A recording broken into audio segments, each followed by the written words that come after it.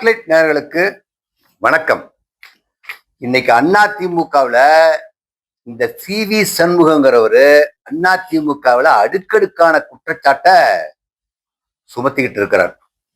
இப்ப அவர் என்ன சொல்றாரு, 47 தொகுதி அதிமுக ஜெயிச்சிருந்தா அதுல 31 தொகுதி வன்னியருடைய ஓட்டால தான் ஜெயிச்சிருக்குது அப்படின்னு ஒரு குற்றச்சாட்டை வைக்கிறார்.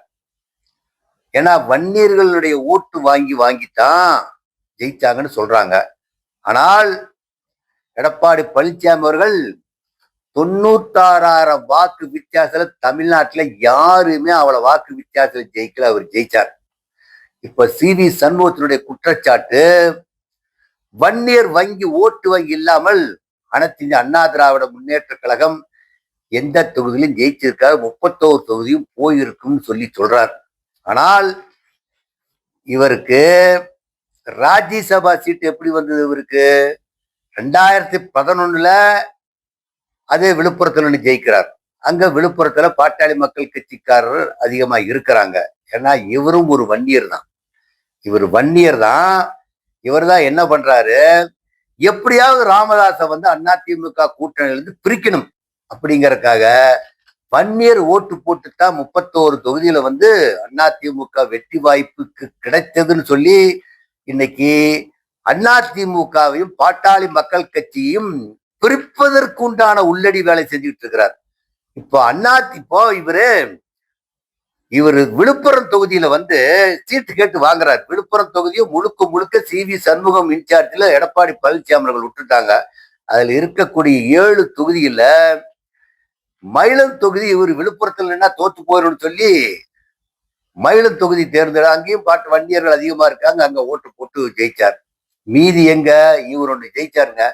திருக்கோவிலூருங்கள அதிமுகவுல ஒரு சண்முகமே என்னமோ ஒருத்தர் ஜெயிச்சார். மீதி இருக்கிற விழுப்புரம் மாவட்டத்துல 7 தொகுதியில 5 தொகுதியுமே மாற்று கட்சி தான் ஜெயிச்சிருக்குது. விசிக திண்டிவனத்துல வன்னி அரசு ஜெயிச்சு இன்னைக்கு மந்திரி ஆயிட்டார். திமுக 2 தொகுதியில் ஜெயிச்சது. 2 தொகுதியில செஞ்சி வானூர் நினைக்கிற 2 தொகுதியில திமுக ஜெயிச்சது. மீதி இருக்கிறதுல எல்லா தொகுதியிலும் 2 தொகுதியோட மாற்று கட்சி தான் ஜெயிச்சிருக்குது. அங்க பாட்டாளி மக்கள் கட்சி 2 தொகுதியில் ஜெயிச்சிருக்குது. எந்த தொகுதின்னு சொன்னா விக்கிரவாண்டியில சிவகுமாரும் செஞ்சியில கணேஷ்குமாரும் ஜெயிச்சிருக்கிறாங்க. அங்க பாட்டாளி மக்கள் கட்சி 2 தொகுதியில் ஜெயிச்சிருக்குது. அப்போ 7 தொகுதியில பாட்டாளி மக்கள் கட்சி 2, அனைத்து அண்ணா திராவிட முன்னேற்ற கழக கட்சி 2ன்னு 4னா மொத்தம் 3 தொகுதி தான் அடுத்த கட்சிக்கு போயிருக்குதுன்னு இந்த முண்டக்கிற்கு சி.வி. சண்முகத்துக்கு தெரியல. இப்போ ஒரு குற்றச்சாட்டு சொல்லிட்டு உட்கார்ந்து இருக்கிறாரு. 31 சட்டமன்ற தொகுதியில பாட்டாளி மக்கள் கட்சியில வன்னியர் ஓட்டு இல்லாம ஜெயிக்கிறதுக்கு வாய்ப்பு சொல்ல. இன்னும் ஒரு குற்றச்சாட்டு, அதிமுக இருக்கிறவங்க எல்லாம் சாரையா போய் சீட்டு கட்டு சரிவது போல் சரிஞ்சு கொண்டு இருக்கிறது கட்சி சரியுதுன்னு சொல்றாரு. கட்சி சரியுதுன்னு சொல்லி நீ புள்ளையார் சொல்லி போட்டவங்களே நீங்க தான். தொண்டர் விடுங்க, தொண்டை யாரும் போய் சேர்ந்தா இல்ல. அதிமுக இருக்கக்கூடிய ஒரு தொண்டர்கள் ஒரு 10,000 பேர் போய் தாவேக்கால சேர்ந்தா, ஒரு ஊர்ல 20,000 பேர் போய் சேர்ந்தாங்கிற செய்தி இதுவரை வரவில்லை. எல்லாம் போய் நின்னா ஏற்கனவே எம்எல்ஏ சீட்டு கேட்டிருப்பா, கிடைக்கல, அவங்க போய் இருக்கிறாங்க. கட்சியில் நின்று எம்எல்ஏ தோத்து போயிட்டான், அவனுக்கு அரசியல் வாழ்க்கை பொழப்பு நடத்தி ஆகணும், அவன் அங்க போயிருக்கிறான். அங்க போய் எல்லாம் போய் அந்த பனையூர் கேட்ட பார்த்துட்டு கட்சியில் சேர்ந்தவன் தான் இருக்கிறான். உலகத்திலேயே ஒரு கதவை பார்த்து கட்சியில சேர்ந்ததுனாக்கா இந்த தாவேகா கட்சி ஒண்ணுதானுங்க. தாவேகா கட்சியினுடைய இவங்களை போய் முதலமைச்சர் விஜயை பார்த்து எவனும் கட்சியில் சேரலை. புரட்சி தலைவி எம்ஜிஆர் அவர்கள் இருக்கின்ற பொழுது புரட்சி தலைவி ஜெயலலிதா கட்சியில சேராங்கன்னு சொன்னா அவங்க முன்னிலையில தான் போய் அதிகப்படியா சேருவாங்க. ஆனா இன்னைக்கு கேட்ட பார்த்து சேர்ந்தவன் தான் பனையூர் கட்சியில் இருக்கிறான். இனிமேல் தமிழக வெற்றி கழகம் அது பனையூர் கட்சி தான், அந்த கட்சியில் இருக்கிறான். இவரும் போய் கேட்ல போய் முட்டி மோதி பார்த்தார். இவரும் போய் கேட்ட தொடங்கன்னு சொல்றதுக்கு தான் என்ன சொன்னாரு, 25 பேர்த்த கூட்டிட்டு போய் ஓட்டு போட்டார் தமிழக வெற்றி கழகத்துக்கு. ஆனா நீ ஓட்டு போட்டாலும் வெங்காயம் மாற்றம் கேட்ட திறக்க முடியாதுன்னு முடிக்க விட்டாங்க அவங்கள. அதனால இப்ப தன்னந்தனியா சுத்திக்கிட்டு இருக்கிறவர் தான் நம்ம சி.வி. சண்முகம். வாரிசு அரசியல் சொல்லி சொல்றாரு. வாரிசு அரசியல் எடப்பாடி பழனிசாமி கொண்டாந்து போட்டுட்டாருங்கிறாரு. வாரிசு அரசியல் சொல்றக்கு ஒரு நாக்கு கொஞ்சம் கூட கூச்சலியா உங்களுக்கு? உங்க அப்பா வந்தவாசி தொகுதி நாடாளுமன்ற உறுப்பினராக இருந்தாரு வேணுகோபால். அதுக்கு பின்னால அவர் தென்னார்காடு மாவட்ட அதிமுக அமைப்பாளராக இருந்தாரு. அப்ப நீங்க கட்சிக்கு வந்திருக்கணும்னு சொன்னா நீங்க வாரிசு இல்லையா? நீங்க வாரிசு என்ன சொல்லி இருக்கணும்? எங்க அப்பன் கட்சியில் இருந்துட்டாருங்க, நாடாளுமன்றத்தில் இருந்துட்டாரு, கட்சியில அமைப்பாளராக இருந்துட்டாரு, நமக்கு அந்த கட்சியில ஒரு அடிப்படை உறுப்பினர் ஒதுங்க நான் எம்எல்ஏவுக்கு நிக்கலன்னு சொல்லி 2011 14 சொல்லியிருந்தா நீ வாரிசு அரசியலை பத்தி பேசுறதுக்கு இல்லை. எப்ப நீங்க வாரிசு அரசியல் பத்தி நீங்க வாரிசா இருப்பீங்க கட்சியில. எடப்பாடி பழனிசாமி அவர்கள் குடும்பம் மேல அவங்க மனைவி ராதா வந்து ஏதாவது ஒரு சட்டசபை தொகுதிக்கு எம்பி ஆச்சா, ராஜ்யசபா ஆச்சா, அவர் நினைச்சிருந்தா ஆக்கியிருக்கலாம். அவர் நினைச்சிருந்தா கட்சியில் ஒரு பெரிய பதவி எம்ஜிஆர் ஜெயலலிதாவுக்கு போட்டு கொடுத்த மாதிரி ராதா அவளுக்கு கொள்கை பரப்பு செயலாளர் ஓட்டு கொடுத்துருக்கலாம். அவங்க மகன் ரிதுன் பழனிசாமிக்கு தமிழ்நாட்டில் இருக்கக்கூடிய ஒரு பெரிய பதவி போட்டு கொடுத்து ஏதாவது ஒரு இடத்துல வந்து அவர் ராஜ்யசபா உறுப்பினர் ஆக்கி இருந்திருக்கலாம். இல்ல வேற ஏதாவது ஒரு பெரிய ஒரு பொறுப்பை கொடுத்து அங்க கூட ஒரு ஒரு நியமன ஏதாவது போட்டு கொடுத்துருந்திருக்கலாம். ஆனால் அவருடைய சகோதரர் உட்பட யாரையும் கட்சியில வந்து உறுப்பினராக கூட சேர்த்துனதா கிடையாது. எடப்பாடி பழனிசாமி அவர்களுடைய சகோதரர் அவர் அதிமுகங்கிறது அவர் இருக்கிறார். அவருடைய சகோதரரை தவிர அவர் அந்த ஊர்ல ஏதாவது அட்ராசிட்டிஸ் பண்ணியிருப்பாரு கிடையாது. ஆனால் உங்க ராதா சி.வி. சண்முகத்தினுடைய பிரதர் ராதாகிருஷ்ணன் பண்ற அட்டூழியம் அந்த விழுப்புரத்தில் இருக்கக்கூடிய 7 மாவட்டத்திலையும் நீங்க மந்திரியா இருக்க அடிச்ச ரூட்டி கொள்ளை இவ்வளவுதான் இல்லை, எத்தனை குவாரியை நீங்க எடுத்து குட்டிச்சே ஒரு வண்டி இருப்பீங்க நீங்க. இன்னைக்கு சி.வி. சண்முகம் பேசுறாரு, உங்களுக்கு ராஜ்யசபா எம்பி சீட்டு கொடுத்த அழகு பார்த்தவர் தான் எடப்பாடி பழனிசாமி அவர்கள். 2021 நீங்க தோத்து போயிட்டீங்க. தோத்துட்டாலும் 2024 எடப்பாடி பழனிசாமி அவர்கள் முதலமைச்சரானையும் உங்களுக்கு ஒரு மரியாதை கொடுத்து அப்ப காலியா இருக்கக்கூடிய ராஜ்யசபா சீட்டை கொடுத்தாங்க.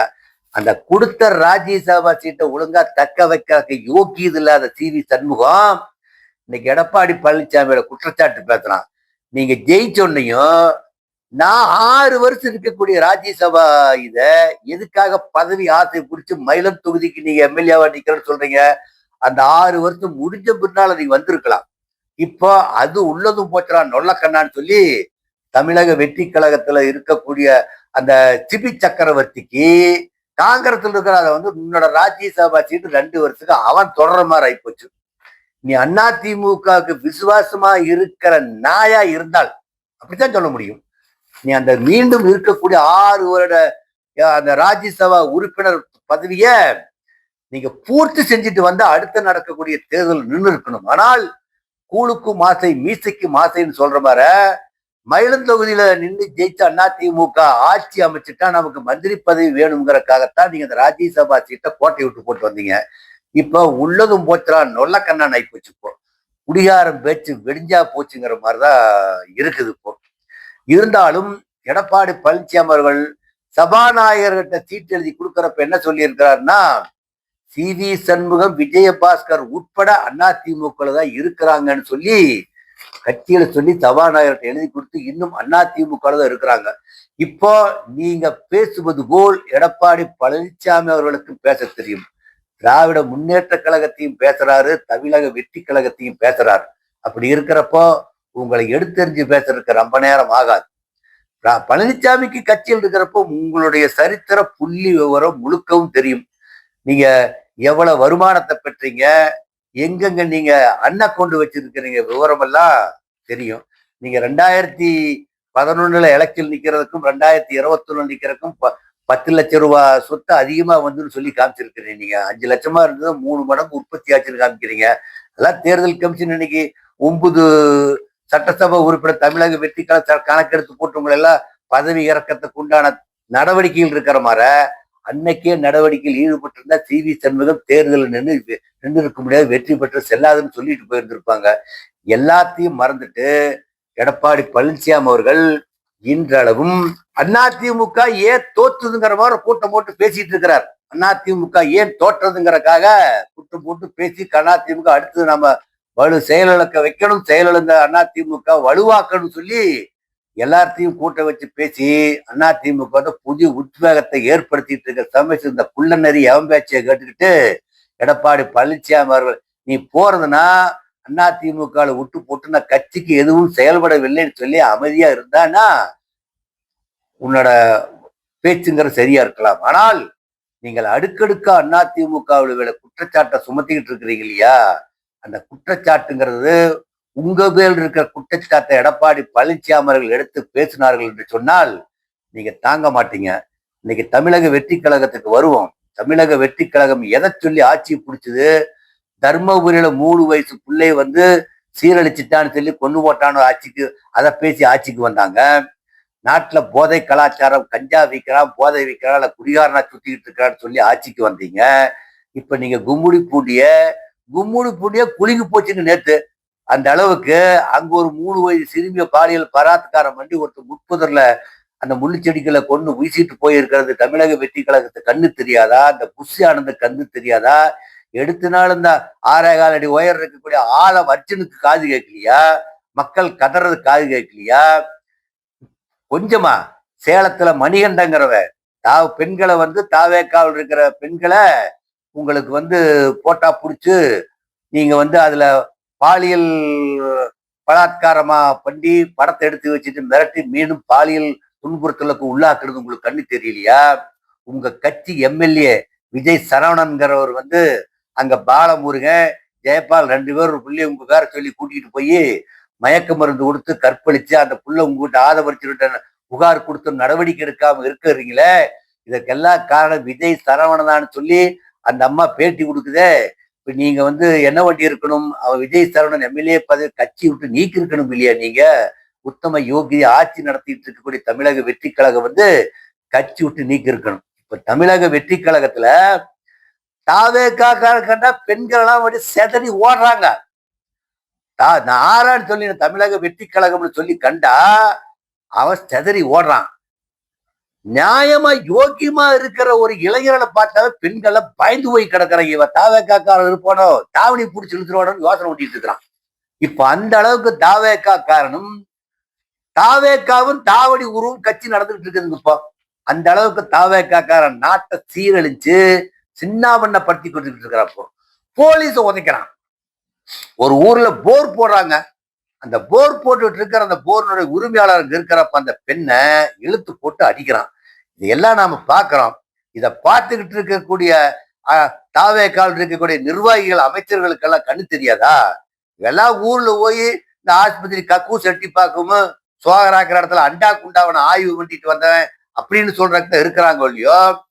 இப்ப அங்க நடந்த கூடிய போர்வெல் போட்டு இடத்துல போய் பார்த்து இருக்கணும். கும்முடி பூண்டிக்கு போயிருக்கணும். எல்லாம் வாயை மூடிட்டு கம்முன்னு ஆட்சி பண்ணிட்டு உட்கார்ந்துருக்காங்க. இதுக்கு முன்ன வாயிலேயே பேசணுங்கெல்லாம் இப்ப இந்த 6.25 அடி வர்ஜின் எல்லாம் பேசுனாங்க இல்லையா? இப்ப அதுக்கெல்லாம் என்ன பதில் சொல்றாங்க? இந்த 6.25 அடி வர்ஜின் மதுராந்தகத்தை மகர குமாரவாளை வச்சு காளிச்சாரை வச்சு கூட்டம் நடத்திட்டு உட்காந்துருக்கான். கூட்டம் நடத்தி கட்சியில வந்து நாங்க 30,000 பேர் சேர்ந்தோம், 20,000 பேர் சேர்ந்தோம்னு சொல்லி அதுக்கு கும்பி அடிச்சுக்கிட்டு உட்கார்ந்து இருக்கிறாங்க. நீங்க இருக்கக்கூடிய இடைத்தேர்தல் இன்னும் உங்க 9 எம்எல்ஏ பேர்ல தேர்தல் கமிஷன் நடவடிக்கை எடுக்கும். ஏன்னா நீங்க பொய்க்கணக்கு கொடுத்துருக்கிறீங்க. நீங்க படிக்காதனால படிச்ச பட்டம் பெற்றன்னு சொல்லி கொடுத்துருக்கிறான். அதையெல்லாம் கேள்விக்குறியா இருக்குது. அதுவும் சேர்த்தினால் 14 தொகுதிக்கு இடைத்தேர்தல் என்பது நடப்பதற்குண்டான வாய்ப்பு இருக்கு. நன்றி, வணக்கம். இந்த வீடியோ உங்களுக்கு பிடிச்சிருந்தா லைக் பண்ணுங்க, கமெண்ட் பண்ணுங்க, ஷேர் பண்ணுங்க, சப்ஸ்கிரைப் பண்ணுங்க.